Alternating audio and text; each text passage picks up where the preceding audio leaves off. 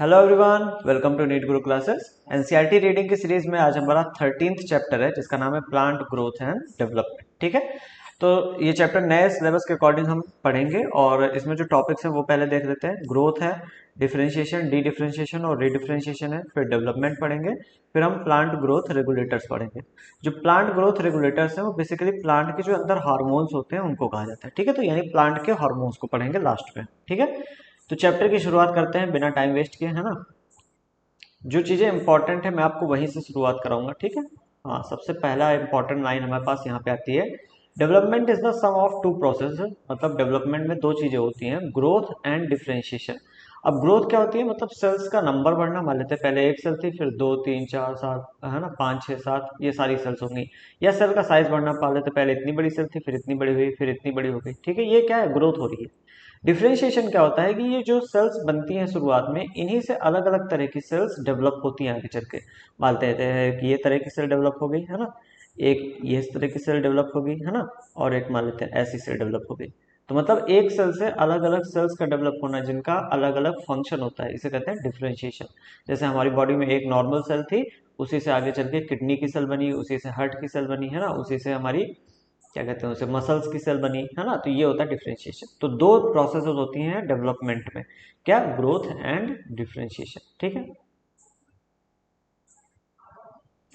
The first step in the process of plant growth is seed germination. सबसे पहला step जो होता है प्लांट के ग्रोथ में, वो सीड का जर्मिनेट होना, यानी उगना होता है। तो सीड जर्मिनेशन। ठीक है, सीड तभी जर्मिनेट करता है जब फेवरेबल कंडीशन आती हैं इन्वायरमेंट में। मतलब पानी होना चाहिए, बहुत ज़्यादा टेम्परेचर नहीं होना चाहिए, सॉइल अच्छी होनी चाहिए, तभी सीड जर्मिनेट करता है।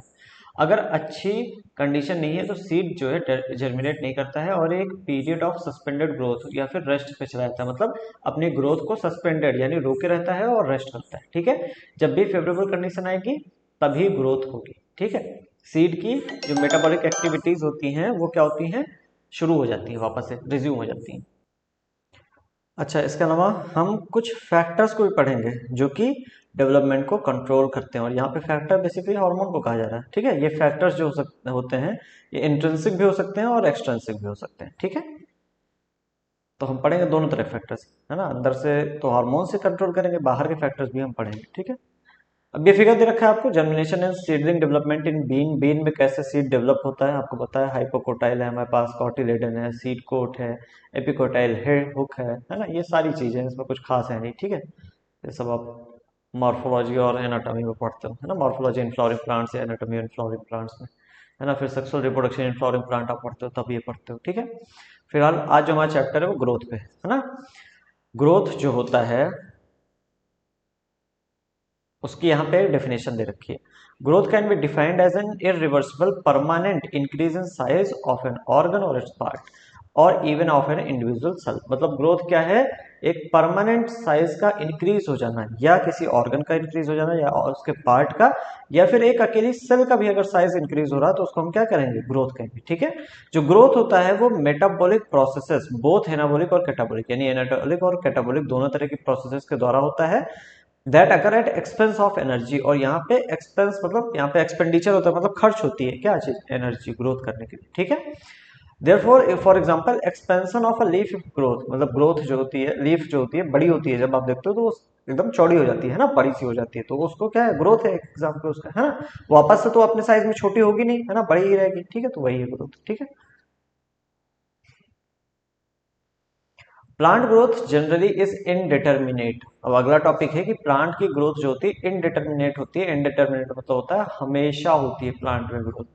अब हमेशा क्यों होती है, क्योंकि इसके पास होते हैं स्पेशल सेल जिसे मेरिस्टेमेटिक टिश्यूज कहते हैं। ठीक है, आप पढ़ेंगे तो प्लांट की ग्रोथ यूनिक होती है क्योंकि they retain capacity for unlimited growth throughout their life. मतलब इनकी हमेशा ग्रोथ होती रहती है, जब तक ये जिंदा होते हैं तब तक इनकी ग्रोथ होती है। ठीक है, ये इस वजह से होता है because plants have something called meristems, है ना। मेरिस्टेम नाम का टिश्यू होता है at certain locations in their body. Morphology वाले चैप्टर में आपको पढ़ाया भी जाता है कि मेरिस्टेम नाम का टिश्यू होता है जिसकी वजह से इनमें ग्रोथ होती है। ठीक है, the cells of such meristem have the capacity to divide and self perpetuate. मतलब ये जो सेल्स है मेरिस्टेम्स की, ये इनके पास कैपेसिटी होती है डिवाइड करने की और सेल्फ परपेचुएट, बेसिकली अपने आप को आगे बढ़ाने की, आगे अपने आप को क्या कहते हैं उसे एक्सपेंड करने की। ठीक है, the product however soon loses the capacity to divide, हालांकि जो भी बनती है, जो सेल बनती है मेरिस्टेम से, वो अपनी डिवाइड करने की कैपेसिटी थोड़ी देर बाद लूज कर देती है, ठीक है। And such cells make up the plant body, और उन्हीं सेल से प्लांट की बॉडी बनती है जो डिवाइड नहीं कर सकती, ठीक है। अच्छा, ये जो ग्रोथ हो रही है इस फॉर्म ऑफ ग्रोथ को, जहां पे नई cells are always being added to the plant body by the activity of meristem, इस फॉर्म ऑफ ग्रोथ को हम ओपन फॉर्म ऑफ ग्रोथ कहते हैं, है ना। जहाँ पे हमेशा मेरिस्टेम काम करता रहता है और नई प्लांट्स जो है, नई सेल्स जो है वो ऐड होती रहती है, ठीक है। अच्छा, आगे क्वेश्चन है आपके लिए, what would happen if the meristem cease to divide, अगर मेरिस्टेम जो होता है काम करना बंद हो जाए तो क्या होगा। और क्या होगा, ऑब्वियसली अगर मेरिस्टेम काम करना बंद जाए तो प्लांट में ग्रोथ नहीं होगी, है ना। तो इनडिटर्मिनेट वर्ड हमारा खत्म हो जाएगा, है ना, इनडिटर्मिनेट, ठीक है। डज दिस एवर हैपन, क्या ये कभी होता है। तो मेरिस्टेम तो मेरे ख्याल से कभी नहीं डिवाइड कर मतलब सीज कर सकता डिवाइड होने पे, है ना। क्योंकि आप देखो, अगर प्लांट बूढ़ा भी हो जाए, गिरने वाला भी हो, तो कभी कभी आप देखते हो प्लांट के बगल से एक छोटी सी पत्ती निकलना शुरू हो जाती है। रीजन क्या है, क्योंकि मेरिस्टेम जो है, मेरिस्टेमेटिक सेल्स जो है वो डिवाइड कर रही है। तो प्लांट के जीवन में जनरली जो है वो मेरिस्टेम कभी भी बंद नहीं होता, तभी तो इंडिटरमिनेट ग्रोथ जो होती है प्लांट की होती है, ठीक है।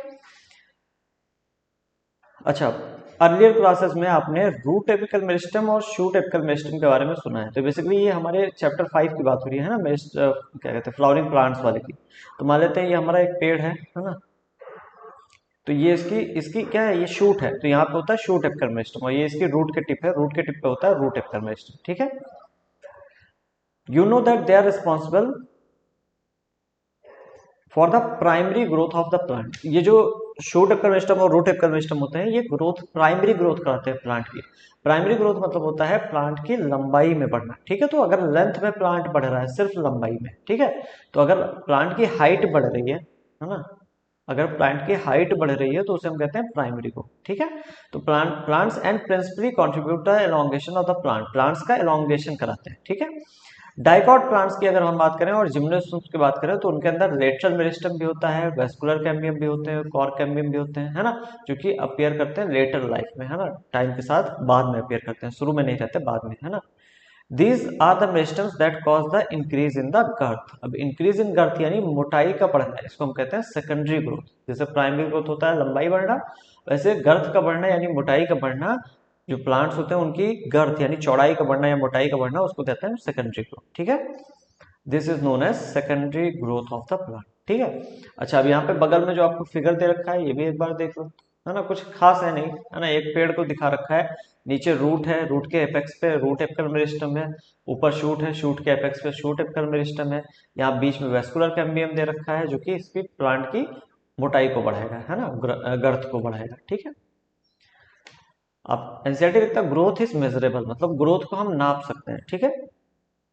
देखो, अगर सेलुलर लेवल पे देखें तो ग्रोथ जो होता है वो increase in amount of protoplasm होता है, मतलब एक सेल के लेवल पे देखें तो प्रोटोप्लाज्म का जितना अमाउंट बढ़ता है वही ग्रोथ है, ठीक है।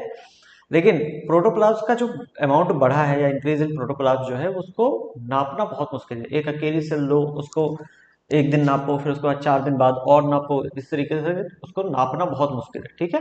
तो अब हम क्या करते हैं, one generally measures same some quantity which is more और लेस प्रोपोर्शनल टू इट। तो हम किसी और क्वांटिटी पे आते हैं, जैसे कि वेट का, fresh weight, dry weight, length, area, volume और सेल नंबर का, है ना। तो ये क्वांटिटीज आसानी से हम नाप सकते हैं। फ्रेश वेट मतलब होता है नॉर्मल वेट किसी चीज का, किसी प्लांट को लाके नाप लो। ड्राई वेट मतलब होता है कोई भी प्लांट का आपने पार्ट दिया, जैसे एक आपने पत्ती ले ली, पत्ती में से सारा पानी निकाल दो, जब वो सूख जाए तो उसका वेट कर लो, वो ड्राई वेट हो गया, फिर ठीक है। लेंथ आपको पता है, एरिया पता है, वॉल्यूम पता है, सेल का नंबर पता है, ये सब जो है हम नाप सकते हैं आसानी से, ठीक है। अच्छा, आपको जान के हैरानी होगी कि जो मेज होती है, मेज प्लांट, मेज का जो रूट एपिकल मेरिस्टम होता है वो 17,500 नई सेल्स बना सकता है पर आवर। तो ये ग्रोथ ही तो है ना। 1 घंटे में 17,500 नई सेल बना रहा है कौन, मेज का रूट एपिकल मेरिस्टम। तो ये क्या है, ग्रोथ है। ऐसे ही वाटरमेलन जो होता है उसके सेल का साइज जो होता है वो 3,500 गुना, 3,50,000 गुना है। 3,500, 3,50,000 गुना बढ़ सकता है वाटरमेलन के सेल का साइज, ये भी ग्रोथ है, ठीक है। पहले केस में यानी जहां पे हम सेल का नंबर देख रहे थे, वहां पे ग्रोथ जो होती है वो इंक्रीज इन सेल नंबर के हिसाब से नापी जा रही है, एक्सप्रेस की जा रही है। दूसरे केस में ग्रोथ को एक्सप्रेस किया जा रहा है इंक्रीज इन साइज के फॉर्म। तो ये एनसीईआरटी दिखता है, ठीक है। While growth of a pollen tube का ग्रोथ होना इंक्रीज इन लेंथ के हिसाब से नापा जाएगा। अगर एक पत्ती ले लें, पत्ती का ग्रोथ होना इंक्रीज इन सरफेस एरिया के हिसाब से नापा जाएगा। तो ग्रोथ अलग अलग फॉर्म में नापी जा सकती है ना, वेट के हिसाब से, length, area, volume, cell number, है ना। Phases of growth. अब देखो प्लांट की ग्रोथ में 3 फेज होते हैं, एक होता है मेरिस्टेमेटिक फेज, एक एलोंगेशन और एक मैच्योरेशन, ठीक है। जैसे एक बार इस पे आओ, अच्छा ठीक है, पहले देख लेते हैं, ठीक है। Let us understand this by looking at the root tips. The constantly dividing cells both at root apex and the shoot apex represent the meristematic phase of growth. मतलब जब अब अगर आप एक पेड़ बनाते हैं, है ना, इधर रूट है और इधर ना शूट है, तो रूट के एपेक्स पे जो लगातार मेरिस्टेमेटिक सेल्स डिवाइड कर रही हैं और शूट के एपेक्स पे जो लगातार, है ना, ऊपर रूट है, ऊपर शूट है, नीचे रूट है ना, ये दोनों जो सेल्स लगातार डिवाइड कर रही हैं, ये मेरिस्टेमेटिक फेज में, ठीक है। अच्छा, the cells in this region are rich in protoplasm. ये जो सेल्स हैं मेरिस्टेमेटिक सेल्स, ये प्रोटोप्लाज्म में रिच है, मतलब न्यूट्रिशन काफी ज्यादा होगा।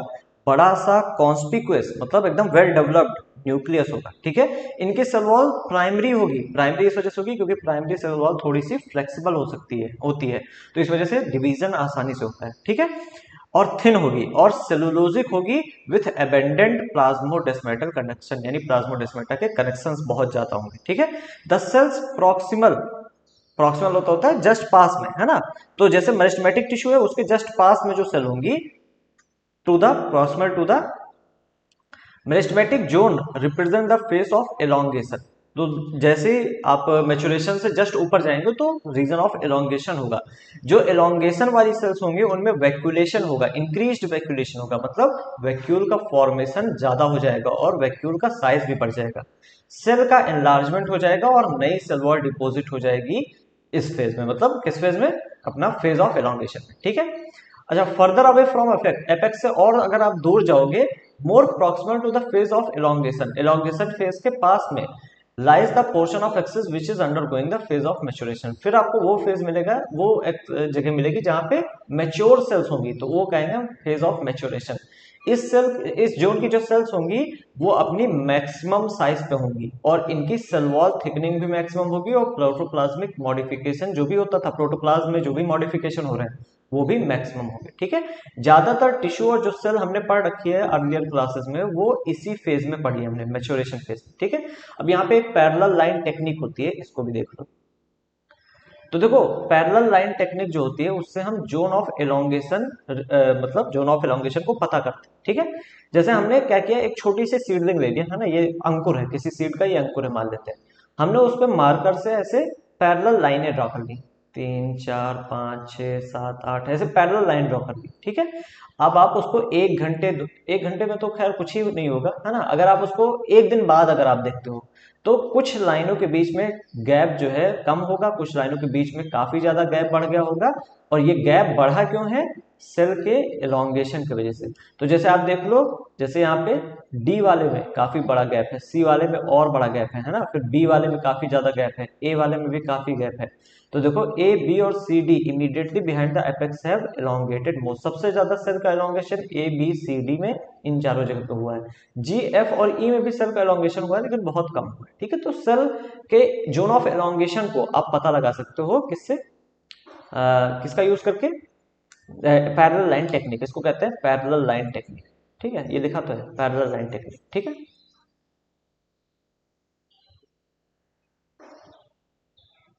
आते हैं ग्रोथ रेट्स। देखो ग्रोथ दो तरह की होती है, अरिथमेटिक और ज्योमेट्रिक, है ना, सामने आपको दे रखी है।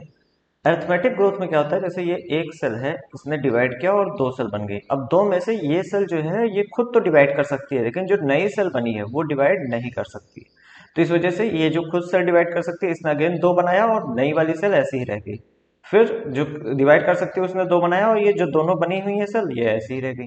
तो मतलब 1 फिर 2 फिर 3 फिर 4 फिर 5 सेल इस तरीके से आगे बढ़ते चले जाएंगे, इसको हम कहेंगे अरिथमेटिक ग्रोथ। तो अरिथमेटिक ग्रोथ में सारी सेल्स डिवाइड नहीं कर सकती, है ना, सारी सेल्स डिवाइड नहीं कर सकती, ठीक है। ज्योमेट्रिक ग्रोथ जो होता है वो थोड़ा स्पेशल है, एक सेल थी डिवाइड किया 2 सेल बनी, ये दोनों से डिवाइड कर सकती है, दोनों सेल ने डिवाइड किया 4 सेल बनी।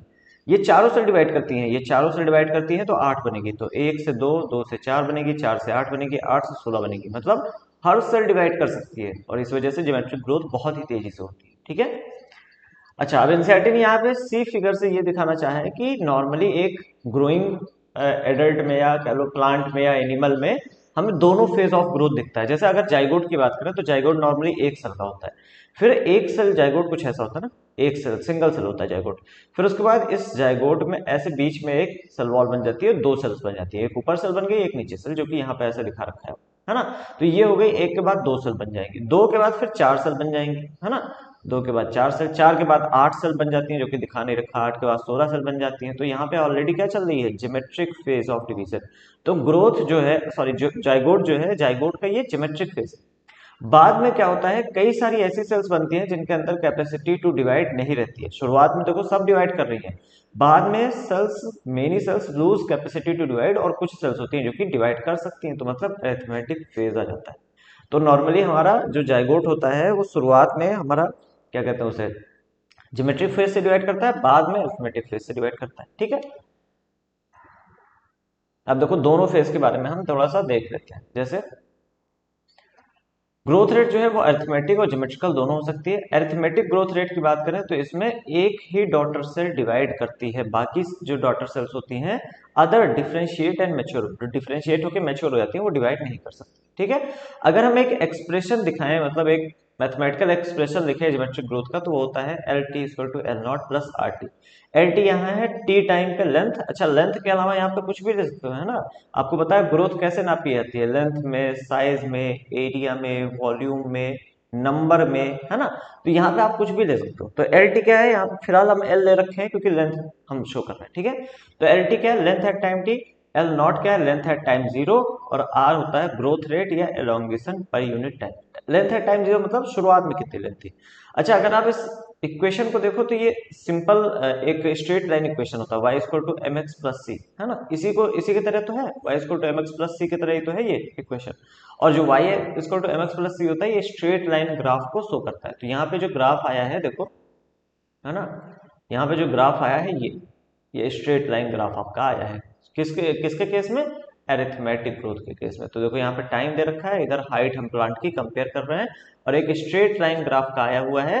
जब भी क्या कहते हैं, अर्थमेटिक ग्रोथ होती है ऐसे स्ट्रेट लाइन आता है। ठीक है। ज्योमेट्रिक ग्रोथ की बात करते हैं। ज्योमेट्रिकल ग्रोथ की बात करते हैं तो ज्यादातर सिस्टम्स में जो शुरुआत में ग्रोथ होती है वो स्लो होती है। जैसे आप बहुत जब छोटे होते हैं, बच्चे होते हैं, तो धीमे धीमे आपकी ग्रोथ होती है, जिसे हम कहते हैं लैग फेज। फिर एक टाइम आता है जब आप बहुत ही तेजी से बढ़ते हैं, जैसे आप मैच्योर हो, सॉरी मैच्योर नहीं, आप कहते हैं प्यूबर्टी पे जब आप पहुंचते हैं तो आपके अंदर बहुत ही जल्दी चेंजेस होते हैं, है ना। तो होता है एक्सपोनेंशियल फेज, है ना, एक्सपोनेंशियल रेट पे बढ़ते हो आप, बहुत तेजी से बढ़ते हो, जिसे हम एक्सपोनेंशियल फेज या फिर लॉग फेज कहते हैं।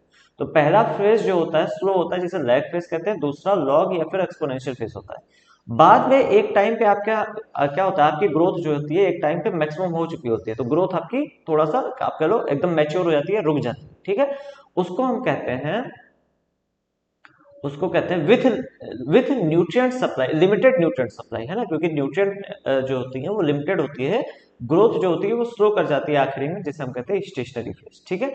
अब जब आप ग्राफ देखोगे तो ये ज्यादा समझ में आएगा। देखो, जैसे यहाँ पे साइज और वेट ले रखा है ऑर्गन का, इधर टाइम ले रखा है। ठीक है। शुरुआत में जो ग्रोथ होती है वो धीमे धीमे होती है। देखो नेचुरल ग्रोथ जो होती है वो ऐसी ही होती है, जो आप फिगर 13.6 देख रहे हो, या सिग्मोइड कर्व कहते हैं इसे, है ना, सिग्मोइड कर्व।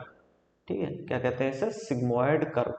जो नेचुरल ग्रोथ होती है उसका कर्व आप देखते हो जब आप, तो वो सिग्मोइड कर्व की तरह होती है। शुरुआत में ग्रोथ धीमे शुरू होती है, फिर ग्रोथ अचानक से बहुत ही तेजी से बढ़ती है, जिसको हम क्या कहते हैं, एक्सपोनेंशियल फेज, या फिर इसी को लॉग फेज कहते हैं।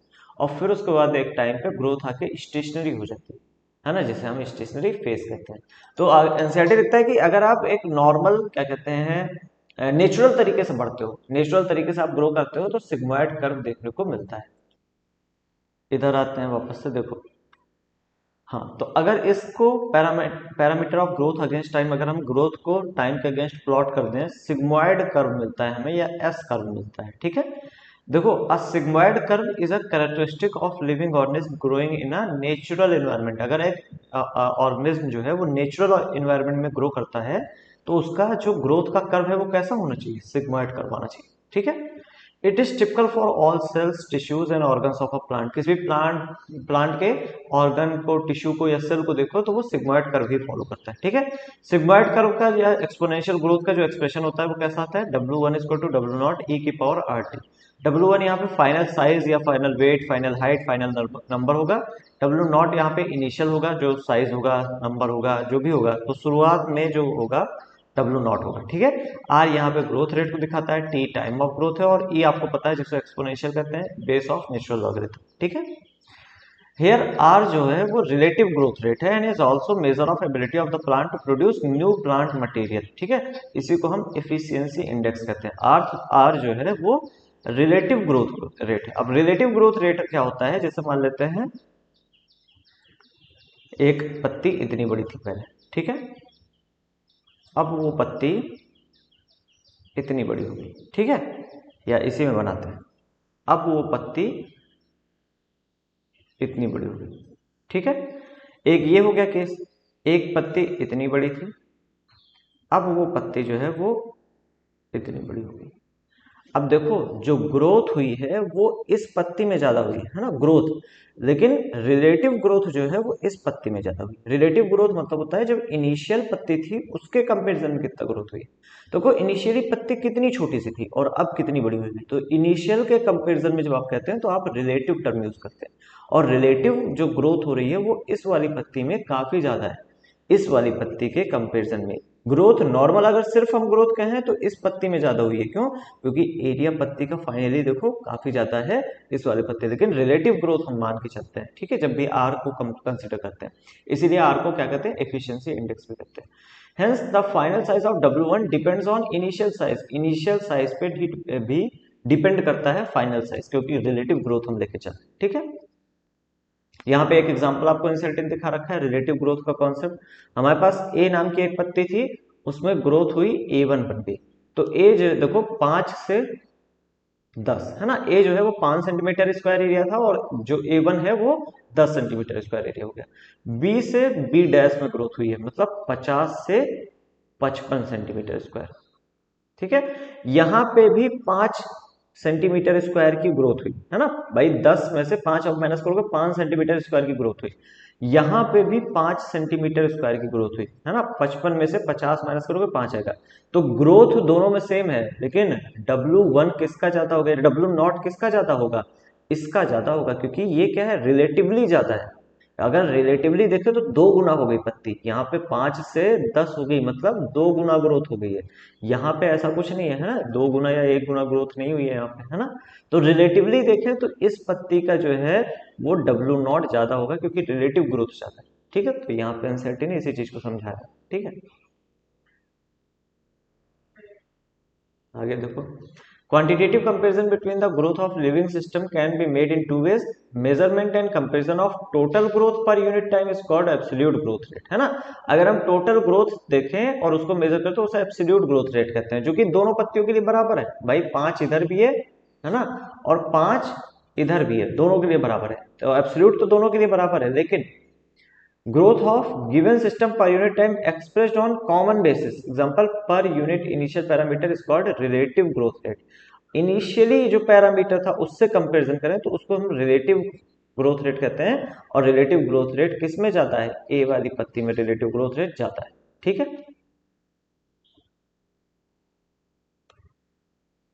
आगे अब यही फिगर के बारे में बताया गया है ना।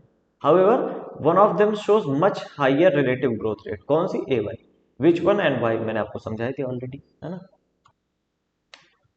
कंडीशंस फॉर ग्रोथ, देखो अब कंडीशन देखते हैं क्या क्या चाहिए। ऑब्वियसली पानी, ऑक्सीजन, न्यूट्रिएंट्स जो है ये सारी सारी एसेंशियल एलिमेंट्स हैं ग्रोथ के लिए, मतलब ये हमें चाहिए होता है। ठीक है, प्लांट जो सेल्स होती हैं वो साइज में इंक्रीज होती हैं by cell enlargement which in turns require water. Cell के बड़े होने से या सेल का साइज बड़े होने की वजह से जो है सेल का साइज बेसिकली मतलब प्लांट जो सेल्स हैं वो ग्रो करती हैं सेल के साइज बड़े होने की वजह से, है ना, और इसके लिए वाटर चाहिए होता है। ठीक है, turgidity of cells help in extension of growth. Turgidity मतलब थोड़ा सा आप कह लो सख्त, है ना, टर्जिड होना या सख्त होना। ठीक है, तो वो ग्रोथ के एक्सटेंशन में हेल्प करता है, ठीक है। The plant growth and further development is intimately link to water status of the plant, plant के वाटर स्टेटस पे डिपेंड करता है ना। Water also provide medium for enzymatic activities, enzymes के काम करने के लिए वाटर जो है वो एक मीडियम की तरह काम करता है, ठीक है। Oxygen helps in releasing metabolic energy, oxygen obviously oxygen का यूज करके हम फूड को तोड़ते हैं जिससे मेटाबॉलिक एनर्जी यानी एनर्जी निकलती है जो कि ग्रोथ के लिए जरूरी है। इसके अलावा न्यूट्रिएंट जिसमें मैक्रो न्यूट्रिएंट आ जाते हैं और माइक्रो न्यूट्रिएंट आ जाते हैं, इनको भी चाहिए, ये भी चाहिए होते हैं प्लांट को ग्रो करने के लिए, ठीक है। In addition every plant organism have optimum temperature range. अब ये तो जो जो भी चीजें अभी हमने बताया, वाटर हो गया, ये सारी चीजें हो गई, इसके अलावा हर प्लांट को ग्रो करने के लिए एक टेम्परेचर का रेंज चाहिए होगा जो कि उसके लिए जरूरी होता है, उसके लिए बेस्ट सूटेड होता है, ठीक है। अगर उस रेंज के आगे पीछे टेम्परेचर हुआ तो वो डेट्रीमेंटल हो सकता है, यानी प्लांट वो ग्रो नहीं करेगा, ठीक है। Environmental signals such as light and gravity also affect certain phases and stages of growth.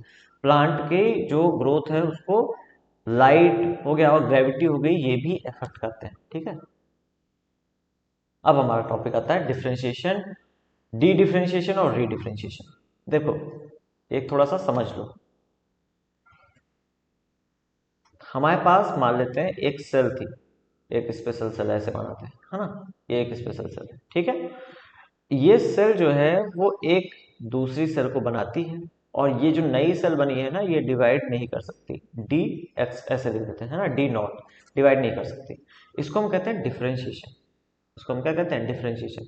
मतलब एक सेल जो है हमारी दूसरी सेल को बनाए जो कि डिवाइड नहीं कर सकती, ठीक है, इसको डिफरेंशिएशन कहते हैं। लेकिन कभी कभी क्या होता है कि जो डिफरेंशिएटेड सेल है यानी ये वाली सेल, ये डिवाइड करना शुरू कर देती है ना। तो ये आप कह लो नॉर्मली ये सेल्स डिवाइड नहीं कर रही थी, अब ये सेल जो है वो डिवाइड करने लगी, ये जो सेल है वो डिवाइड करने लगी, इसको हम कहते हैं डी डिफरेंशिएशन, डी डिफरेंशिएशन।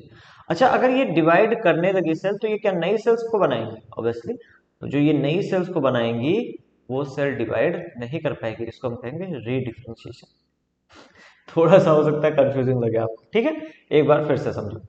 हमारे पास मेरिस्टेम था, मेरिस्टेम तो आपको पता ही, प्लांट में मेरिस्टेम बहुत फेमस है, मेरिस्टेम मतलब ऐसे सेल्स जो कि डिवाइड कर सकती हैं। मेरिस्टेम ने कुछ सेल्स बनाई जो कि डिवाइड नहीं कर सकती हैं, फॉर एग्जांपल पैरेनकाइमा सेल्स की बात कर लेते हैं। पैरेनकाइमा सेल्स बनी जो कि डिवाइड नहीं कर सकती, तो उन पैरेनकाइमा सेल्स को कभी जरूरत हुई डिवाइड करने के लिए, उन्होंने डिवीजन करने की कैपेसिटी वापस पा ली, अब इसे हम कहेंगे डी डिफरेंशिएशन, ठीक है।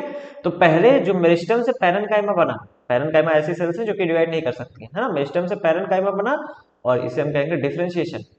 डिफरेंशिएटेड सेल्स जो होती हैं वो फिर से अपना कैपेसिटी रीगेन कर लें, डिवाइड करने की कैपेसिटी रीगेन कर लें, इसको हम डी डिफरेंशिएट कहते हैं। और ये जो डिवाइड करने की कैपेसिटी इन्होंने रीगेन कर ली है तो ये डिवाइड करेंगे और डिवाइड करके ऐसी सेल्स बनाएंगी जो कि डिवाइड नहीं कर सकती, इसको हम री डिफरेंशिएशन कहते हैं, ठीक है। तो डिफरेंशिएशन, डी डिफरेंशिएशन और अब आप पढ़ोगे समझ में आएगा, ठीक है। जैसे जैसे रूट एपिकल और शूट एपिकल मेरिस्टेम से और कैम्बियम से मैच्योर सेल्स बनती हैं जो कि स्पेसिफिक फंक्शन करती हैं, और ये जो मैच्योरेशन हो जाता है सेल्स का, ये डिवीजन नहीं कर सकती फिर, है ना, जो सेल्स मैच्योर हो जाती हैं और सॉरी और इसी को हम कहते हैं डिफरेंशिएशन, ठीक है। During differentiation cells undergo few to major structure changes, कई सारे चेंजेस होते हैं उनके सेल वॉल में, उनके प्रोटोकॉल में। For example to form a tracheary element, जो ट्रैकिया होता है, जो ट्रैकियरी एलिमेंट होता है ना, आपने जाइलम पढ़ा होगा, है ना, उसमें होता है the cells would lose their protoplasm। अगर ट्रैकिया बनाना है या ट्रैकियरी एलिमेंट बनाना है तो सेल्स के अंदर प्रोटोप्लाज्म जो होता है वो खत्म हो जाता है, ठीक है। इसी वजह से जो ट्रैकियरी एलिमेंट्स होते हैं वो बहुत ही स्ट्रॉन्ग होते हैं, इलास्टिक होते हैं और लिग्नोसेलुलोजिक सेकेंडरी सेल वॉल होती है, मतलब लिग्निन और सेलुलोज की बनी हुई सेल वॉल होती है, ठीक है, लिग्नोसेलुलोजिक, ठीक है। To carry water to long distances even under extreme tension, extreme tension में भी वाटर को लॉन्ग डिस्टेंसेस तक ये कैरी कर सकते हैं, ठीक है। Try to correlate the various anatomical features you encounter in plants to perform the function, ये तो कुछ नहीं है, ठीक है। इसके अलावा प्लांट्स हो अनदर इंटरेस्टिंग फिनोमेना, जो डिफरेंशिएटेड सेल्स होती हैं जिनके अंदर कैपेसिटी टू डिवाइड लॉस हो चुकी है ना, कोई कैपेसिटी नहीं रही, वो अपनी कैपेसिटी को रीगेन कर लेती है, मतलब वापस से डिवाइड कर सकती हैं कुछ सर्टेन कंडीशन में, कुछ कंडीशंस में। इसको हम डी डिफरेंशिएशन कहते हैं। जैसे कि formation of meristems, interfascicular cambium और कॉर्क कैम्बियम, ये दोनों अलग अलग हैं। इंटरफेसिकुलर कैम्बियम और कॉर्क कैम्बियम ये कैसे बनते हैं? ये ऐसी सेल्स से बनते हैं जो शुरुआत में डिवाइड नहीं कर सकती थी, ठीक है, from fully differentiated parenchyma cells. Important है, याद रखना। पैरेनकाइमा सेल्स बनी जो कि डिवाइड नहीं कर सकती थी, लेकिन बाद में जरूरत पड़ने पे यही पैरेनकाइमा सेल्स ने इंटरफेसिकुलर कैम्बियम बनाया और कॉर्क कैम्बियम बनाया, और कॉर्क कैम्बियम और इंटरफेसिकुलर कैम्बियम की सेल्स डिवाइड कर सकती, ठीक है। अच्छा, इसके बाद सच मेरिस्टम यानी जो कॉर्क कैम्बियम और इंटरफेसिकुलर कैम्बियम बना हुआ है, ये डिवाइड करते हैं और again they produce cells that once again lose the capacity to divide. अब इनसे भी सेल्स बनती हैं जिनसे डिवाइड करने की कैपेसिटी खत्म हो जाती है। इसको हम कहते हैं रीडिफरेंशिएशन, ठीक है। जब आप सेकेंडरी ग्रोथ पढ़ते थे एनाटॉमी ऑफ फ्लावरिंग प्लांट में, जब आप नहीं, मॉर्फोलॉजी है ना, मॉर्फोलॉजी ऑफ फ्लावरिंग प्लांट में जब आप सेकेंडरी ग्रोथ पढ़ते थे, तो ये जो कॉन्सेप्ट होता था, मॉर्फोलॉजी में नहीं, एनाटॉमी में, सॉरी, है ना, तो ये जो कॉन्सेप्ट होता था ये बहुत ही आसान होता था समझना, लेकिन अब टॉपिक ही डिलीट कर दिया गया है, ठीक है।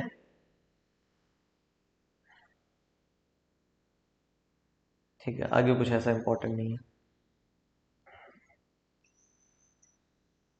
देखो, now we may say that even differentiation in plants is open. Plants के अंदर जो डिफरेंशिएशन हो रहा, मतलब ऐसी सेल्स बन रही हैं जिस जो कि डिवाइड नहीं कर सकती, ये भी ओपन है, क्योंकि अगर जरूरत पड़ रही है तो ये क्या कर रही हैं, ये खुद डिवाइड करने लग गई है ना। Because cells tissues arising out the same meristem have different structure as maturity. Maturity पे एक ही मेरिस्टम से निकलने वाली अलग अलग सेल्स में अलग अलग क्या कहते हैं, स्ट्रक्चर, ठीक है। The final structure at maturity of a cell या tissue is also determined by location of the cell within. हाँ, फाइनल जो स्ट्रक्चर होगा टिश्यू का या सेल का, वो किस लोकेशन पे है इस पे भी डिपेंड करता है, ठीक है।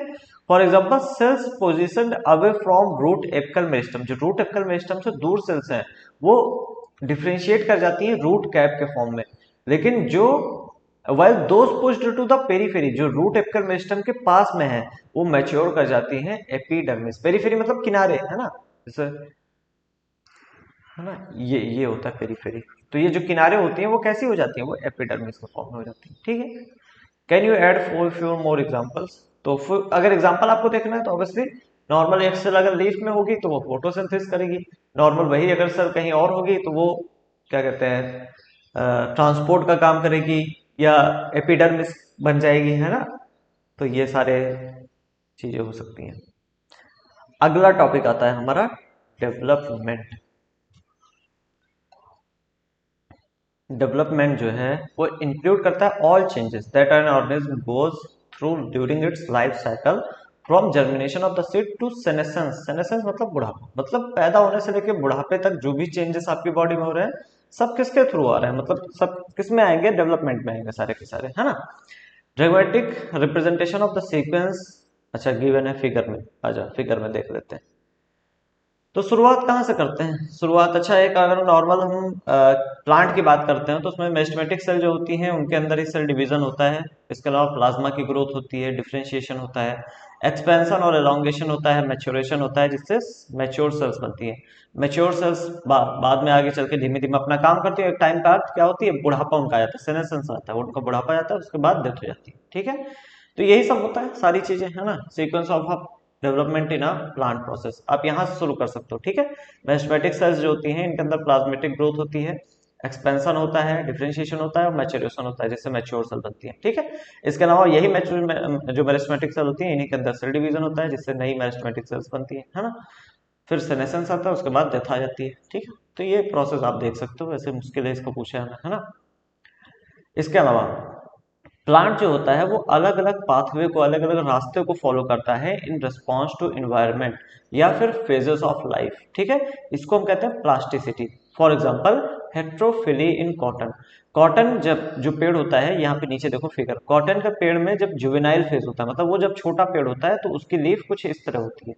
जब वो बड़ा हो जाता है, एडल्ट हो जाता है, तो कॉटन की लीफ कुछ इस तरीके से हो जाती है। तो इसको कहते हैं हेट्रोफिली। हेट्रोफिली मतलब होता है different structure of leaf in juvenile and adult phase, ठीक है। इसके अलावा कोरिएंडर और लार्कस्पर, ये कॉटन का एग्जाम्पल है। लार्कस्पर है ना, कॉटन का नहीं है, वही मुझे लगा कि मैंने पेड़ देख रखा है कॉटन का, ठीक है। तो लार्कस्पर का एग्जाम्पल है ये। लार्कस्पर में देखो आप, जुवेनाइल फेज में लीफ अलग तरह दिख रही है, एडल्ट में अलग तरह की, इसे हेट्रोफिली कहते हैं, ठीक है। In such plant, leaf in juvenile plant are different in shape from those in mature plant, है ना। On the other hand, difference in shape of leaves produced in air and those produced in water in buttercup also represent the heterophilous development due to environment। इसके अलावा देखो B figure buttercup का दे रखा है। अब ये भी बटरकप की ही पेड़ की लीफ है और ये भी बटरकप का ही पेड़ का लीफ है, लेकिन ये वाला जो बटरकप है ये टेरेस्ट्रियल हैबिटेट में है, मतलब ये जमीन पे उगा हुआ बटरकप है, और ये वाला जो बटरकप प्लांट है वो वाटर पे उगा हुआ बटरकप, ठीक है। तो प्लांट ये भी हेट्रोफिली का एग्जांपल है ना। यहाँ पे लीफ का स्ट्रक्चर देखो बटरकप का, और यहाँ पे लीफ का स्ट्रक्चर देखो अलग अलग, ठीक है। तो ये भी हेट्रोफिली का एग्जांपल है। तो देख रहे हो, in buttercup also represents the heterophyllous development due to environment, ठीक है। तो this phenomena of heterophylly is an example of plasticity, है ना, ये प्लास्टिसिटी का एग्जांपल है। अच्छा, प्लास्टिसिटी को एक सिंपल भाषा में समझो तो आप कह सकते हो एडाप्टेशन, है ना। जिस हिसाब से चीजें होती हैं उस हिसाब से प्लांट उसको एडॉप्ट करता है, इसी को प्लास्टिसिटी कहते हैं, है ना। कल को पानी की कमी हो जाए तो उसका थोड़ा सा एडॉप्टेशन अलग हो जाएगा, कल को सनलाइट अगर ज्यादा आने लगे तो उसका कुछ एडॉप्टेशन अलग हो जाएगा, ये सब प्लास्टिसिटी का एग्जांपल है, ठीक है। Thus, growth, differentiation and development are very closely related events in life of plant. Plant में ग्रोथ, डिफरेंशिएशन और डेवलपमेंट बहुत ही क्लोजली रिलेटेड है। डेवलपमेंट जो होता है वो ग्रोथ और डिफरेंशिएशन का सम माना जाता है। तो आप ये सिंपल सा फॉर्मूला याद कर सकते हैं कि डेवलपमेंट इक्वल टू, है ना, ऐसे ही लिख देते हैं तो शॉर्ट फॉर्म में, development equal to growth plus differentiation, ठीक है। ग्रोथ और डिफरेंशिएशन मिला के डेवलपमेंट होगा, ठीक है। Development in plants is under control of intrinsic and extrinsic factors. The former include both intracellular genetic and intercellular factors जैसे केमिकल्स और प्लांट ग्रोथ रेगुलेटर जो कि हार्मोन्स हैं, while the later includes light, temperature, water, oxygen, etc. देखो plants में intrinsic और extrinsic factors जो होते हैं उसकी ग्रोथ को या उसके डेवलपमेंट को कंट्रोल करते हैं, ठीक है। अब यहाँ पे इंट्रिंसिक, देखो पहले एक्सट्रिंसिक पे, एक्सट्रिंसिक फैक्टर मतलब जो बाहर के फैक्टर हैं, जैसे टेम्परेचर हो गया, वाटर हो गया, ऑक्सीजन हो गया, न्यूट्रिशन हो गया, ये प्लांट का खुद का नहीं है ना, ये बाहर का फैक्टर है, इसको एक्सट्रिंसिक यानी बाहर का फैक्टर। इंट्रिंसिक में जो इंट्रासेलुलर फैक्टर आते हैं यानी सेल के अंदर वाले फैक्टर, जैसे जेनेटिक फैक्टर, प्लांट जो होता है उसकी जेनेटिक्स कैसे हैं ये भी मैटर करते हैं। और इंटरसेलुलर यानी सेल्स के अंदर जो मतलब बीच में आते हैं, है ना, सेल्स, कई सारी सेल्स हैं उनके बीच में फैक्टर्स आते हैं, जैसे प्लांट ग्रोथ रेगुलेटर यानी हार्मोन्स की बात होगी, ठीक है। तो हम बात करेंगे प्लांट ग्रोथ रेगुलेटर या कह लो प्लांट हार्मोन्स की, ठीक है। अब सीधा आपको चीजों को रटना है ना, क्योंकि अब जो चीजें आपको देखने को मिलेगी उसमें कुछ ज्यादा आपको समझना नहीं है, बस आपको काम समझने हैं अलग अलग पीजीआर के, ठीक है। PGR, PGR small simple molecules होते हैं और अलग अलग डाइवर्स केमिकल कंपोजिशन, मतलब अलग अलग केमिकल कंपोजिशन हो सकता है, ठीक है। जैसे कि ये इंडोल के कंपाउंड्स हो सकते हैं, जैसे इंडोल 3 एसिटिक एसिड, है ना, IAA। एडेनिन से डिराइव किए हो सकते हैं, जैसे N6 फॉरफ्यूराइल अमीनो प्यूरिन, ठीक है। इसका नाम काइनेटिन, ये सब एडेनिन के डेरिवेटिव है। कैरोटिनॉइड, है ना, कैरोटिनॉइड हो सकते हैं जैसे एब्सिसिक एसिड ABA, है ना। टर्पीन्स हो सकते हैं जैसे जिब्रेलिक एसिड GA3 एग्जांपल, है ना। ये IAA जो है वो इंडोल एसिटिक एसिड ही है, ठीक है, ये ध्यान देना। जैसे ABA जो है एब्सिसिक एसिड ही है, GA3 मतलब गिब्रेलिक एसिड थर्ड, ठीक है। गैसेस हो सकती हैं जैसे इथाइलिन C2H4, है ना, ये गैस पीजीआर है, गैसियस, ठीक है। अब देखो यहाँ पे प्लांट ग्रोथ रेगुलेटर जो होते हैं वो प्लांट हार्मोन्स या प्लांट ग्रोथ सब्सटेंस या फिर फाइटो हार्मोन्स के नाम से जाने जाते हैं, ठीक है। इंपॉर्टेंट पॉइंट है, इनको प्लांट हार्मोन्स या फिर फाइटो हार्मोन्स कहा जाता है, ठीक है। पीजीआर जो होते हैं वो दो ग्रुप में डिवाइड किए जा सकते हैं on the basis of functions in a living plant body, मतलब प्लांट बॉडी में करते क्या है इस हिसाब से दो ग्रुप है। एक ग्रुप पीजीआर जो होता है वो ग्रोथ प्रमोट करता है, जैसे कि सेल के डिवीजन को प्रमोट करेगा, सेल एनलार्जमेंट प्रमोट करेगा, है ना, पैटर्न फॉर्मेशन कराएगा, ट्रॉपिक ग्रोथ कराएगा, फ्लावरिंग, फ्रूटिंग, सीड फॉर्मेशन, मतलब ये कुल मिला के ग्रोथ को क्या करता है, प्रमोट करता है, क्या करता है, ग्रोथ को प्रमोट करता है, ठीक है, एक ग्रुप। दूसरा ग्रुप जो होता है इनको कहते हैं ग्रोथ प्रोमोटर, है ना, जो ग्रोथ को प्रमोट करता है इनको ग्रोथ प्रोमोटर कहते हैं, जैसे ऑक्सिन, जिब्रेलिन्स और साइटोकाइनिन। ठीक है, जो दूसरा ग्रुप होता है वो क्या करता है, इनहिबिटिंग एक्टिविटीज में इन्वॉल्व होता है। इनहिबिटिंग मतलब ये चीजों को, ग्रोथ इनहिबिटिंग एक्टिविटी मतलब चीजों को रोकने में काम करता है। ठीक है, पीजीआर जो होते हैं ये जो ग्रोथ इनहिबिटिंग एक्टिविटीज वाले होते हैं, ये वुंड हो गया मतलब पेड़ में कहीं घाव हो गया या कहीं स्ट्रेस है, स्ट्रेस मतलब मान लो किसी दिन पानी नहीं मिल रहा है पेड़ को, तो इस केसेस में जो है इनहिबिटिंग वाले पीजीआर निकलते हैं। ठीक है, जैसे कि डोरमेंसी, डोरमेंसी आपको पता है, सीड डोरमेंसी आपने पढ़ा है, सीड तब तक जर्मिनेट नहीं करता है तब तक कि उसको अच्छी कंडीशन ना मिले, और जब तक अच्छी कंडीशन नहीं मिलती तब तक वो डोरमेंसी के स्टेज में रहता है। ठीक है, तो डोरमेंसी हो गया। एब्सिशन हो गया, एब्सिशन मतलब जैसे पेड़ों से पत्तियों का गिर जाना, है ना, ये एब्सिशन है, पेड़ों से फूल फ्रूट का गिर जाना। ठीक है, ये ग्रोथ इनहिबिटिंग है। PGR abscisic acid belongs to this group. The gaseous PGR ethylene, अब गैसियस पीजीआर कहते हैं, इथाइलिन जो होता है गैस का होता है, गैसियस पीजीआर कहते हैं। ठीक है सर, ये दोनों ग्रुप में हो सकता है, आइदर ग्रुप, दोनों ग्रुप में हो सकता है, बट लार्जली एक इनहिबिटर है, नॉर्मली एक इनहिबिटर है, लेकिन ये दोनों ग्रुप में आ सकता है, मतलब ये ग्रोथ इनहिबिटिंग भी हो सकता है, ग्रोथ प्रोमोटिंग भी हो सकता है। ठीक है, अब पीजीआर की डिस्कवरी देख लो। देखो, discovery of each of the 5 major group of PGRs have been accidental, मतलब 5 मेजर पीजीआर्स के बारे में हमें पता है, ये सारे की सारी डिस्कवरी एक्सीडेंटल थी। ठीक है, शुरुआत होती है चार्ल्स डार्विन और उनके सन, उनके बेटे फ्रांसिस डार्विन के द्वारा, है ना, फ्रांसिस डार्विन किसके बेटे थे, चार्ल्स डार्विन के। ठीक है, इन्होंने कैनरी ग्रास जो है उसके कोलेप्टाइल में इन्होंने देखा कि unilateral illumination bye growing towards the light source, phototropism को देख रहे थे। फोटोट्रॉपिज्म मतलब होता है जो पेड़ होता है ना, वो उस साइड की ओर जाता है जिस साइड उसको लाइट मिलती है, इसको फोटोट्रॉपिज्म कहते हैं। ठीक है, इन्होंने कोलेप्टाइल में मतलब कई सारे एक्सपेरिमेंट्स किए कोलेप्टाइल में। The site of transmitter influence that causes the bending of the entire coleoptile, tip of coleoptile, मतलब कोलेप्टाइल की टिप जो है वही वो साइट है जिसकी वजह से पूरा का पूरा कोलेप्टाइल जो है वो लाइट की तरफ बेंड हो जा रहा है ना। किसने पता लगाया, चार्ल्स डार्विन ने। उन्होंने कहा कि जो कोलेप्टाइल का टिप है वही वो जगह है, मतलब टिप पे कुछ ना कुछ ऐसा तो है जिसकी वजह से पूरा का पूरा कोलेप्टाइल जो है वो लाइट की ओर बेंड हो जा रहा है। ठीक है, और इन्होंने एक्चुअली में किसकी डिस्कवर की, इन्होंने बात की किसकी, ऑक्सिन की। ऑक्सिन वाज तो isolated from FW went from the tips of coleoptile of oats seedling. तो देखो ऑक्सिन के बारे में पता नहीं था ना चार्ल्स डार्विन को ना फ्रांसिस डार्विन को, उन्होंने सिर्फ एक चीज बताया कि कोलेप्टाइल के टिप पे कुछ ऐसा है जिससे इंटायर कोलेप्टाइल बेंड हो जाता है।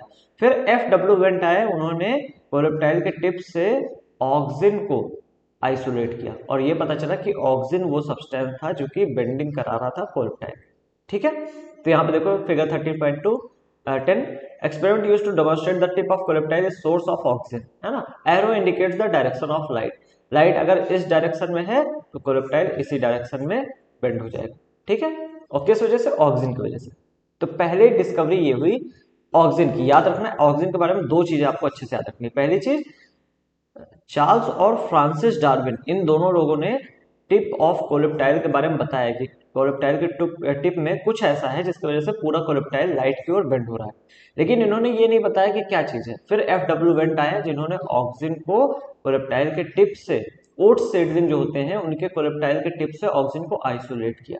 तो एफ डब्ल्यू वेंट ने ऑक्सिन को आइसोलेट किया, निकाला, है ना, डिस्कवर नहीं किया। अगर पूछा जाए डिस्कवर किसने किया तो आप चार्ल्स और फ्रांसिस डार्विन का ही नाम देखें। ठीक है,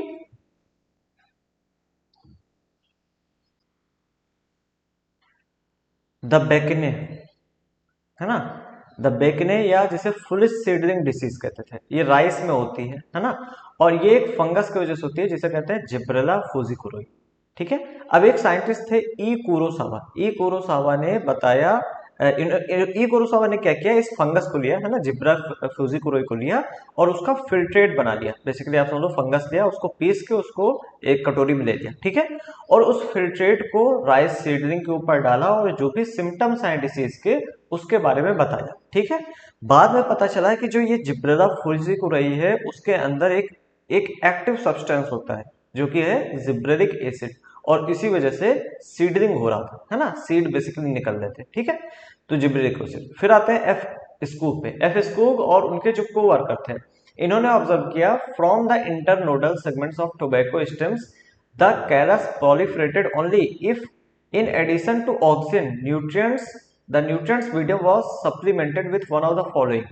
अब एफ स्पूग ने बताया कि जब हम टोबैको स्टेम लेते हैं और टोबैको स्टेम का जो कैलस है वो तभी प्रोलिफरेट होता है, मतलब बेसिकली आप समझ लो कैलस जो होता है उससे क्या होता है, कैलस आप समझ लो टिश्यू कल्चर आपने हो सकता है पढ़ा हो या नहीं पढ़ा हो। टिश्यू कल्चर में हम बेसिकली कैलस का उपयोग करते हैं। तो कैलस बेसिकली क्या है, कैलस कोई भी ऐसा पेड़ का पार्ट है जो कि नए पेड़ को बना सकता है, ठीक है। वैसे तो हर एक कैलस नए पेड़ को नहीं बना सकता है ना, लेकिन फिर भी ठीक है। तो टिश्यू कल्चर में हम कैलस का यूज करते हैं और कैलस का यूज करके प्लांट बनाते हैं, ठीक है। तो अब देखो एफ स्पोक ने ये ऑब्जर्व किया कि जो टोबैको स्टेम होता था उसका जो कैलस होता था, कैलस उन्होंने बताया वो कैलस तभी प्रोलिफरेट कर रहा था या कह लो तभी वो डेवलप कर रहा था जब उसे ऑक्सीजन के साथ तीन में से एक चीज दी जा रही थी। ऑक्सीजन तो दिया ही जा रहा था, उसके अलावा तीन चीजें और हैं। एक्सट्रैक्ट ऑफ वेस्कुलर टिश्यू, जो वेस्कुलर टिश्यूज होते हैं यानी जाइलम ऑफ फ्लोएम उसका एक्सट्रैक्ट, ईस्ट का एक्सट्रैक्ट, या फिर कोकोनट का मिल्क या डीएनए। जब इन चारों चीजों में से कोई एक चीज दिया जा रहा था तभी वो जो कैलस था वो प्रोलिफरेट कर रहा था, ठीक है। Miller et al 1955 later identified and crystallized the cytokinesis promoting active substance that were termed as kinetin. तो वो सब्सटेंस कौन था, वो सब्सटेंस था काइनेटिन। काइनेटिन अब कहां पाया जा रहा होगा, ऑक्सीजन के अलावा जो क्या कहते हैं वेस्कुलर टिश्यू के एक्सट्रैक्ट होंगे उसमें काइनेटिन होगा, ईस्ट के एक्सट्रैक्ट में काइनेटिन रहा होगा, कोकोनट मिल्क में काइनेटिन या फिर कोकोनट के जो डीएनए है उसके अंदर काइनेटिन रहा होगा, ठीक है। तो ऑक्सीजन के साथ जब काइनेटिन दिया जा रहा था तभी जो कैलस था वो प्रोलिफरेट कर रहा था। समझ में आ रहा, ये एफ स्पोक का एक्सपेरिमेंट था, है ना। तो देखो काइनेटिन के आइडेंटिफाई किसने किया, बाद में क्या किसने आइडेंटिफाई किया, मिलर एटॉल। एटॉल यहाँ पे शब्द जो यूज होता है वो समझ लो मिलर और उनके साथी, है ना, इसलिए मिलर एटॉल लिखा जाता है, ठीक है। तो एफ स्पूग ने काइनेटिन, आप कह सकते हो कि काइनेटिन की डिस्कवरी की, लेकिन काइनेटिन को निकाला किसने, मिलर एटॉल ने, है ना। एक्सट्रैक्ट किसने किया या आइडेंटिफाई किसने किया, तो मिलर ने, ठीक है। 1960 मिड 1960 की बात है, तीन इंडिपेंडेंट रिसर्चर्स थे, उन्होंने रिपोर्ट किया, उन्होंने बताया purification and chemical characteristic of three different kinds of inhibitor. एक है इनहिबिटर बी, एक है एब्सिसियन 2 और एक है डॉर्मिन। तीन अलग अलग साइंटिस्ट थे, उन्होंने तीन चीजों के बारे में बताया, इनहिबिटर बी, एब्सिसियन 2 और डॉर्मिन के बारे में। बाद में ये पता चला कि ये तीनों केमिकल जो है वो केमिकली आइडेंटिकल है, मतलब ये जो तीनों हैं उनका बेस समझ लो एक ही चीज से तीनों बने हुए हैं, हाँ, और इनका नाम दे दिया गया एब्सिसिक एसिड। तो ये तीनों एब्सिसिक एसिड है, इनहिबिटर बी, एब्सिसियन 2 और डॉर्मिन, है ना। फिर आए एच कजिन्स 1910 में, जिन्होंने कंफर्म किया release of a volatile substance from ripened orange. जो पके हुए ऑरेंज होते हैं उनमें से एक सब्सटेंस निकलता है, वॉलेटाइल सब्सटेंस निकलता है, जो कि एक गैस थी बेसिकली, ठीक है। और उस गैस की वजह से जो राइपनिंग होती है वो ऑफ स्टोर्ड अनराइप बनाना, मतलब जो कच्चा केला होता है उसको अच्छे से राइप किया जा सकता है, उस सब्सटेंस की वजह से पकाया जा सकता है कच्चे केले को। बाद में इस सब्सटेंस को आइडेंटिफाई किया गया इथाइलिन के द्वारा। इथाइलिन एक गैसियस पीजीआर है ना, गैसियस प्लांट ग्रोथ रेगुलेटर या गैसियस हार्मोन है इथाइलिन। तो आपको पता भी है नॉर्मली जो क्या कहते हैं मार्केट में जो केला मिलता है या जो आम मिलता है वो पकाया हुआ होता है, वो पेड़ का पका नहीं होता है। पकाया किससे जाता है, इथाइलिन का यूज करके, है ना।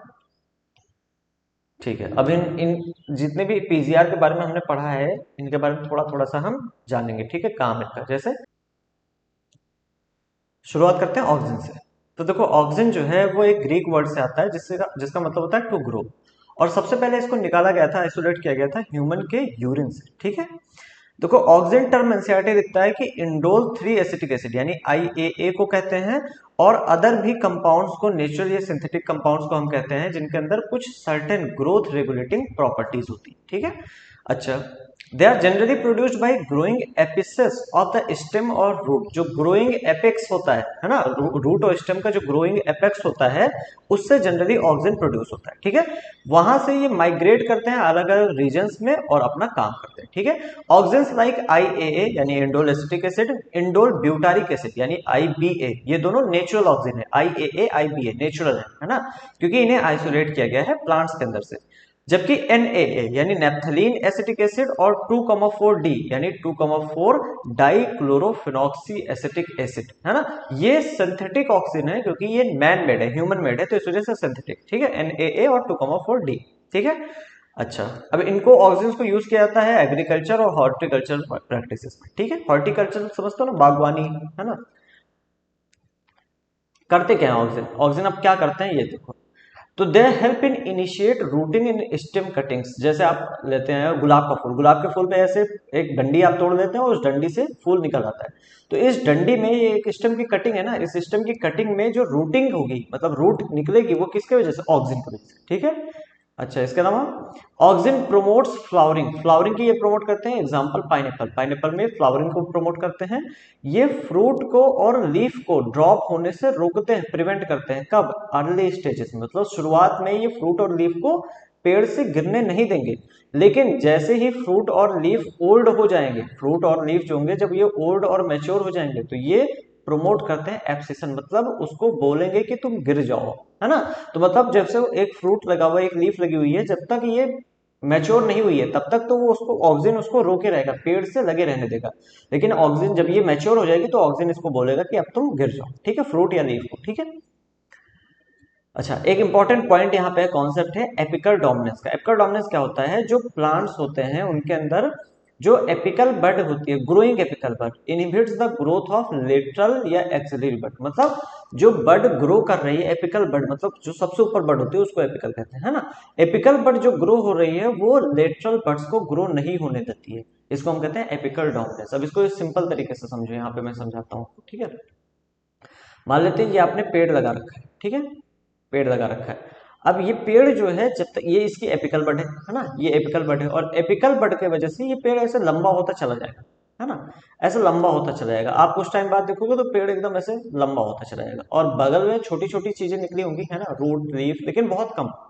अब क्या होता है, पेड़ इसको कहते हैं एपिकल डोमिनेंस, मतलब क्योंकि पेड़ जब तक एपिकल बड है वो बाकी जो बड होती है लेटरल में बड होती है ना, यहाँ पे आपको पता है एक्सिलरी बड होती है ना, ये एक्सिलरी बड को ग्रो नहीं होने देगा जब तक एपिकल बड है तब तक। ठीक है, अब जो फार्मर्स है वो क्या करते हैं ना, इसको एपिकल बड को काट के निकाल देते हैं, इसको क्या करते हैं काट के निकाल देते हैं। और जब आप काट के निकाल दोगे एपिकल बड को तो आप देखोगे जो बाकी बड्स हैं वो ग्रो होना शुरू करेंगे।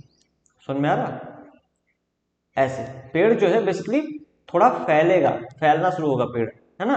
तो इसको कहते हैं एपिकल बड, एपिकल बड, एपिकल डोमिनेंस तो आपको पता चलेगा। एपिकल डोमिनेंस हटाते कैसे हैं ये भी आपको पता चलेगा। ठीक है, देखो रिमूवल ऑफ शूट टिप्स जिसे हम डीकैपिटेशन कहते हैं, तो एपिकल बड का हमने क्या कर दिया यहाँ पे, decapitation usually result in growth of lateral buds. ठीक है, it is widely applied in tea plantation, hedge making. Hedge समझते हो, पार्क वार्क में देखते हो आप, जैसे रास्ते के बगल बगल पेड़ों से एकदम बना दिया जाता है बढ़िया से एकदम, है ना। पेड़ों को काट काट के एकदम रास्ते के बगल बगल एकदम बना दिया जाता है, सीन टाइप का एकदम अच्छा लगता है ना, उसी को कहते हैं हेज। ठीक है, चौकोर पेड़ दिखेंगे, गोल पेड़ दिखेंगे, है ना, तो ये हेज मेकिंग होता है। हेज मेकिंग में आपको एपिकल डोमिनेंस का ध्यान देना पड़ता है। ठीक है,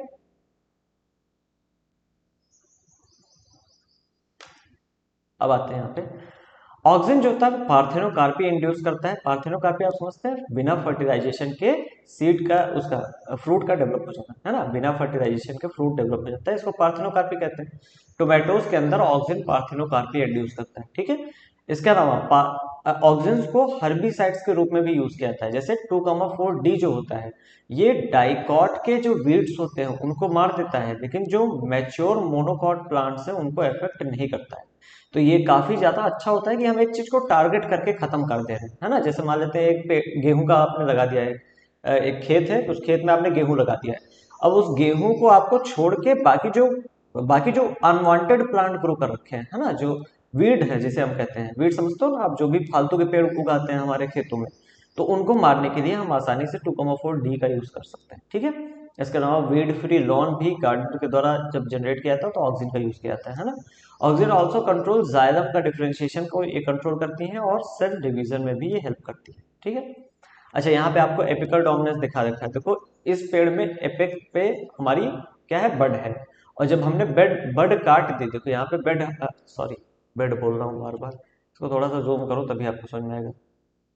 देखो, है ना, अब देखो यहाँ पे हमने वो बड जो थी वो काट दी हमने, तो इस वजह से साइड की ओर देखो ये बड्स जो लेटरल हमारी बड थी वो ग्रो कर रही है। ठीक है, तो एपिकल बड जब आप हटा देते हो या डीकैपिटेशन कर देते हो तो लिटरल बड्स ग्रो करती है। दूसरी बात है जिब्रेलिन पे।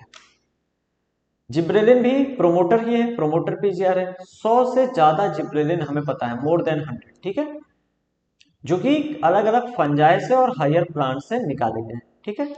अच्छा, ये कैसे जिब्रेलिन को कैसे नाम दिया जाता है, तो 1 2 3 सीधे GA1 मतलब gibberellic acid 1, gibberellic acid 2, GA3 और सो ऑन। लेकिन जो जिब्रेलिक एसिड GA3 है, ये one of the first gibberellin है और इसमें सबसे ज्यादा स्टडी इसी की ही की गई है। मतलब जो GA1, GA2, GA3 है, 4 5 6 ये सारे होंगे, उसमें से GA3 जो होता है ये सबसे पहला, one of the first gibberellin है। मतलब सबसे पहला नहीं है, वन ऑफ द फर्स्ट है। और इस पे सबसे ज्यादा रिसर्च की गई है, सबसे ज्यादा जो हमने पढ़ाई की है वो GA3 की है, ठीक है। सारे के सारे GA एसिडिक होती है, नाम ही पता है, जिब्रेलिक एसिड है ना, नाम ही वही है, ठीक है। They produce a wide range of physiological response. क्या क्या करते हैं देखो, ठीक है, ये क्या क्या करते हैं ये देखा जाए। जैसे they can cause an increase in length of axis used to increase the length of grape stalks। जो ग्रेप के स्टॉक्स होते हैं, बेसिकली ब्रांचेस होती हैं, उनकी ये क्या करती है, लेंथ ऑफ एक्सिस बढ़ाते हैं। जिब्रेलिक एसिड जो होता है वो आप समझ लो स्टेम की लेंथ बढ़ा देते हैं, तो ग्रेप के स्टॉक्स में इसको यूज किया जाता है, ठीक है। इसके अलावा they can cause fruits like apple to elongate and improve its shape, है ना। एप्पल जो देखने में बहुत अच्छे होते हैं, है ना, तो थोड़ा सा लंबे होते हैं, आप देखा है कुछ एप्पल्स होते हैं काफी ज्यादा नीचे की ओर, है ना, लंबे होते हैं, ठीक है। तो वो भी किसके वजह से होता है, जिब्रेलिक एसिड की वजह से। दे ऑल्सो डिले सेंसेंस, ये बुढ़ापे को रोकते हैं, तो जो आप फ्रूट है कुछ टाइम बाद भी खाओगे तो सड़ेगा नहीं, है ना। Thus the fruits can be left on the tree longer so as to extend the market period। Market के अकॉर्डिंग हम फ्रूट को पेड़ पे लगा रहने देंगे, ठीक है, खराब नहीं होगा, वो जिब्रेलिक एसिड उस पर डाल देंगे, ठीक है। J3 is used to speed up malting process in brewing industry। Brewing industry में, मतलब जहाँ पे अल्कोहल बनाया जाता है ना, वहां पे एक प्रोसेस होती है माल्टिंग। माल्टिंग प्रोसेस जो होती है बेसिकली, माल्टिंग प्रोसेस कैसे समझाऊं आपको, सड़ाना समझ लो, है ना। क्योंकि आपको पता है बियर कैसे बनती है, बियर या फिर जो वाइन होती है वो कैसे होती है, किसी चीज को जैसे ग्रेप्स को सड़ा के, है ना, बार्ले भुट्टे को सड़ा के, है ना, तो वो माल्टिंग प्रोसेस होती है, तो उसको स्पीड अप कर देते हैं ब्रेवरिंग इंडस्ट्री में, ठीक है। अब देखो, sugar cane stores carbohydrate as sugar in their stem. जो शुगर केन होता है वो शुगर के फॉर्म में कार्बोहाइड्रेट को स्टोर करता है। अगर हम शुगर केन पे क्रॉप पे जिब्रेलिन्स को स्प्रे कर दें तो ये लेंथ ऑफ द स्टेम को बढ़ा देते हैं। जैसे अभी आपने ऊपर पढ़ा था ग्रेप्स के केस में, है ना, लेंथ ऑफ द स्टेम को बढ़ा देते हैं और इससे 20 टन पर एकड़ ईल्ड बढ़ सकती है। जो पैदावार है हमारी शुगर केन की, है ना, जो गन्ने की पैदावार है वो पर एकड़ 20 टन से बढ़ सकती है, ठीक है। स्प्रेइंग जुवेनाइल कोनिफर, जो छोटे कोनिफर्स होते हैं, कोनिफर्स एक तरह के जिम्नोस्पर्म होते हैं, है ना, तो जो कोनिफर पेड़ होते हैं जब वो छोटे होते हैं उस समय अगर जिब्रेलिक एसिड उस पर डाल दो तो ये मैच्योरिटी पीरियड को हैसन करता है, मतलब वो जल्दी ग्रो करेंगे, ठीक है, और अर्ली सीड प्रोडक्शन होगा, ठीक है। Gibberellin also promotes bolting. Bolting मतलब होता है internode elongation prior to flowering. देखो नॉर्मली क्या होता है, मान लेते हैं हमने यहाँ पे एक एग्जांपल लो, किस पेड़ का लो एग्जांपल, फूल गोभी या पत्ता गोभी, पत्ता गोभी आप ऐसा पत्ता गोभी है ना, इसका मान लेते हैं ये है पत्ता गोभी का पेड़, ठीक है, ये इस तरह का पत्ता गोभी का पेड़ है। अगर आप इस पे जिब्रेलिक एसिड सिक्रीट सिक्रीट कर रहा हूँ स्प्रे कर दोगे तो पत्ता गोभी के पेड़ में एक चेंज हो जाएगा। क्या चेंज हो जाएगा, इंटर नोड का एलोंगेशन हो जाएगा। जो यहाँ पे नोड और इंटर नोड थे उनका एलोंगेशन हो जाएगा, जिससे ये थोड़ा सा ऊपर रहेगा, है ना। तो इंटर नोड का जो एलोंगेशन होता है इसको हम कहते हैं बोल्टिंग। तो जिब्रेलिक एसिड ने यहाँ पे पत्ते गोभी में क्या करा दिया, बोल्टिंग करा दी, ठीक है। इन बीट कैबेजेस एंड मेरी plants with rosette habit. Rosette मतलब होता है ऐसे गुच्छे निकलना, है ना, पत्तियों का गुच्छा निकलना, इसको कहते हैं रोजेट, है ना, इसको कहते हैं रोजेट हैबिट। तो जो बीट है, कैबेज है या रोजेट हैबिट वाले प्लांट्स हैं उनमें बोल्टिंग करा देता है जिब्रेलिक एसिड। आते हैं साइटोकाइनिन पे। साइटोकाइनिन जो होते हैं ये साइटोकाइनेसिस पे इफेक्ट आते हैं। साइटोकाइनेसिस समझते हो, सेल के डिवीजन पे, ठीक है।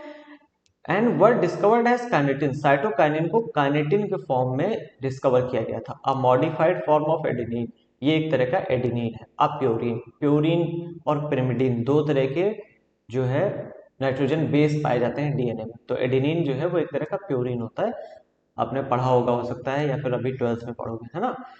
तो from the autoclaved herring sperm DNA, herring शायद वो होती है, एक वेल होती है हेरिंग, है ना। तो हेरिंग के जो स्पर्म का डीएनए था उससे हमें काइनेटिन मिला, ठीक है। Kinetin does not occur naturally in plants में काइनेटिन काइनेटिन के रूप में नहीं होता है ना।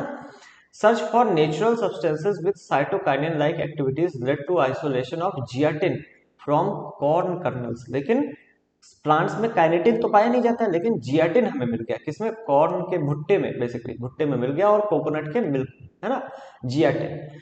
Since the discovery of GNDT, several naturally occurring cytokinins and some synthetic compound with cell division promoting activity have been identified.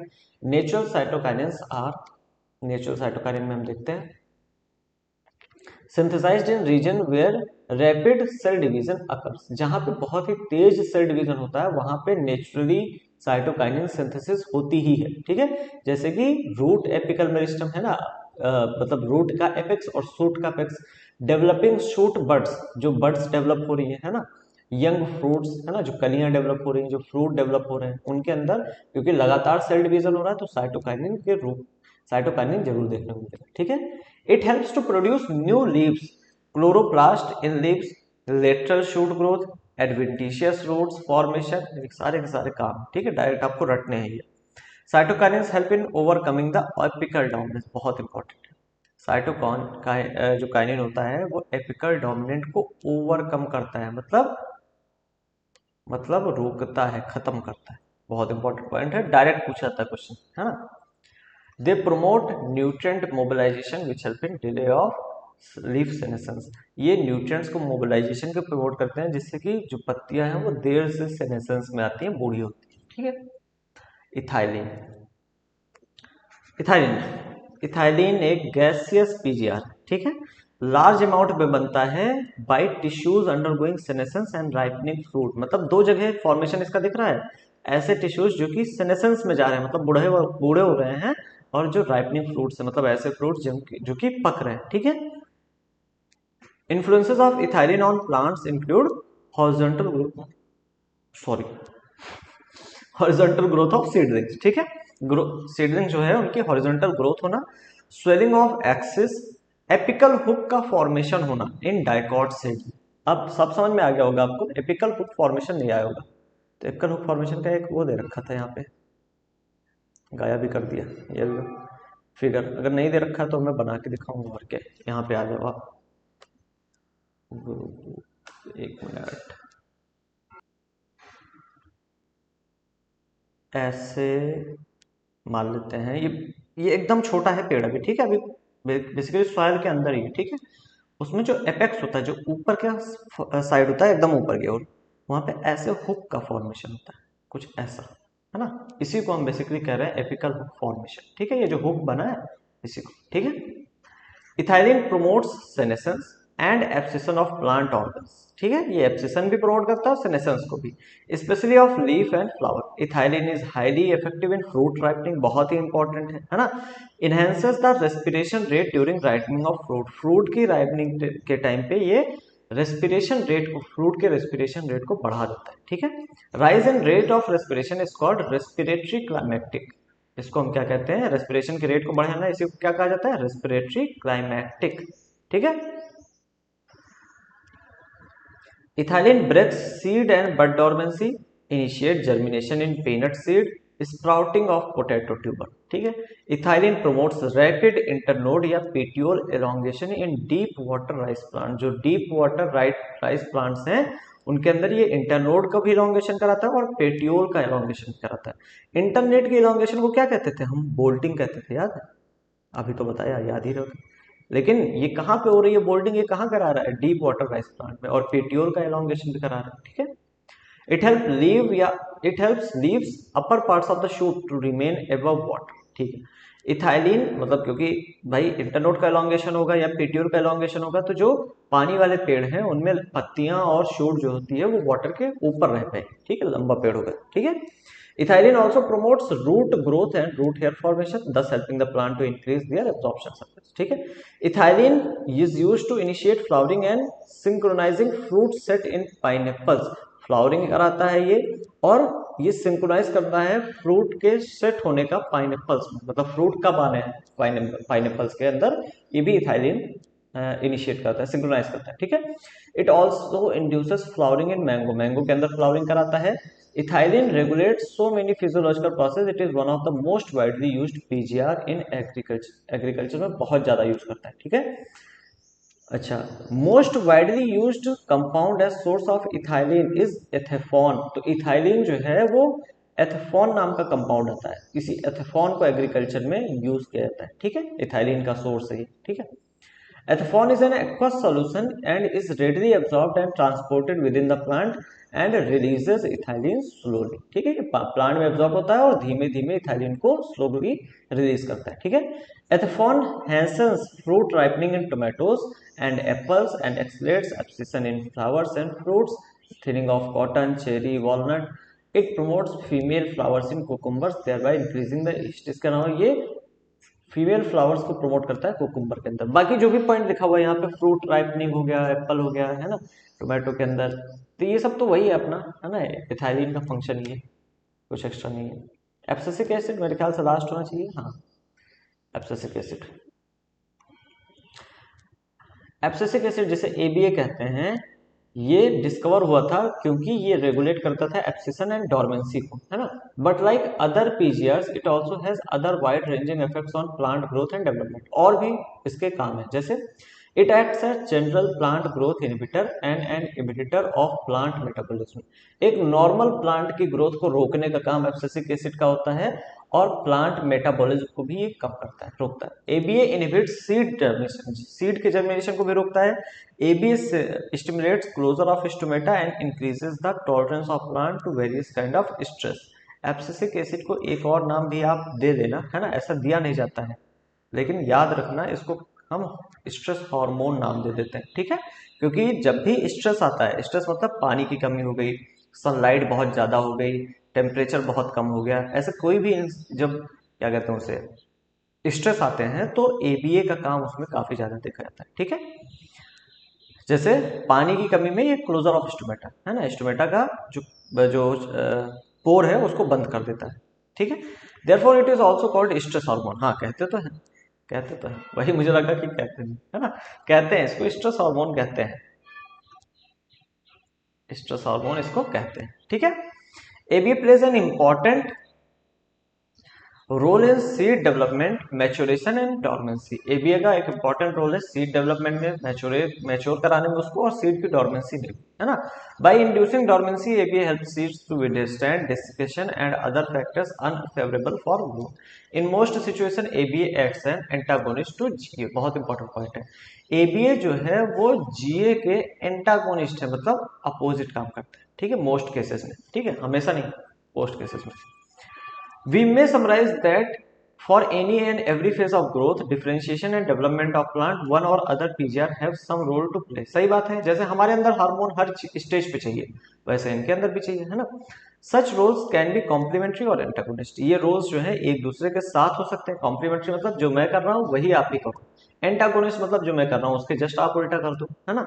This can be individualistic और synergistic. Individualistic मतलब मैं अकेले काम कर रहा हूँ, सिनर्जिस्टिक मतलब साथ में काम कर रहे हैं। ठीक है, similarly there are number of events in the life cycle of plant where one more than one PGR interact to affect that event. जैसे डोरमेंसी हो गया, बर्ड्स हो गया, एब्सिशन, सेनेसेंस, सेप्टिकल डोमिनेंस, इसमें एक ही अकेला पीजीआर नहीं काम करता, एक से ज्यादा पीजीआर काम करते हैं। ठीक है, remember that role of PGR is only one kind of intrinsic control, है ना, इंट्रिंसिक कंट्रोल है पीजीआर। ठीक है, along with genomic control that exists and extrinsic factor। ठीक है, तो तीनों चीज आपको पढ़ दिया। पीजीआर जो है वो क्या है, एक तरह का इंट्रिंसिक कंट्रोल है। इसके अलावा जीनोमिक कंट्रोल भी एक तरह का इंट्रिंसिक कंट्रोल है, बेसिकली जीन का कंट्रोल, पेड़ का जीनोम कैसा है। और एक्सटेंसिव फैक्टर तो आपको पता ही है, सनलाइट हो गया, वाटर हो गया, कार्बन डाइऑक्साइड हो गया। ठीक है, extrinsic factors such as temperature and light control plant growth and development via PGR. Some of the such events could be vernalization, flowering, dormancy, seed germination, plant movement, etc. बस खत्म। We shall discuss briefly the role of temperature on अरे यार कितना गंदा काम किया इन्होंने। Actually इस चैप्टर में कुछ चीजें थी जिसको जो कि डिलीट कर दी गई हैं। अब वो चीजें जैसे लिखा हुआ है, we shall discuss briefly the role of light and temperature on initiation of flowering. मतलब अब हम लाइट और टेम्परेचर का रोल पढ़ेंगे फ्लावरिंग के इनिशिएशन में, लेकिन आगे चैप्टर खत्म हो गया है, आगे कुछ नहीं है। ठीक है, तो हमें पढ़ना नहीं है। ठीक है, बस इन्होंने पता नहीं किस इंसान को दे दिया था बनाने के लिए, तो उससे कोई गलती हुई, उसको थोड़ा सा ध्यान नहीं था मेरे ख्याल से, इस वजह से उन्होंने थोड़ा ध्यान नहीं दिया है ना। तो बस यहीं पे ये हमारा चैप्टर होता है समाप्त, है ना। पीडीएफ आपको टेलीग्राम पे मिल जाता है हर बार, रोज आप जाके पीडीएफ सर्च कर सकते हैं द नीट गुरु नाम से, या नीट गुरु आप सर्च करोगे तो आपको चैनल मिल जाएगा टेलीग्राम पे। ठीक है, उससे आ जाएगा। ठीक है, तो आज का चैप्टर हमारा यहीं पे खत्म हुआ। कोई भी अगर आपको क्या कहते हैं उसे डाउट हो तो आप कमेंट करके पूछ सकते हो, कोई प्रॉब्लम हो तो आप कमेंट में पूछ सकते हो। इसके अलावा मेरा नंबर भी आपके पास रहता है व्हाट्सअप लेके, 9140001225। ठीक है, ये सिर्फ व्हाट्सअप के लिए है, इस पर व्हाट्सअप करके भी आप पूछ सकते हो ना क्वेश्चन को। ठीक है, ठीक है, मिलते हैं अगले वीडियो में, तब तक के लिए बाय।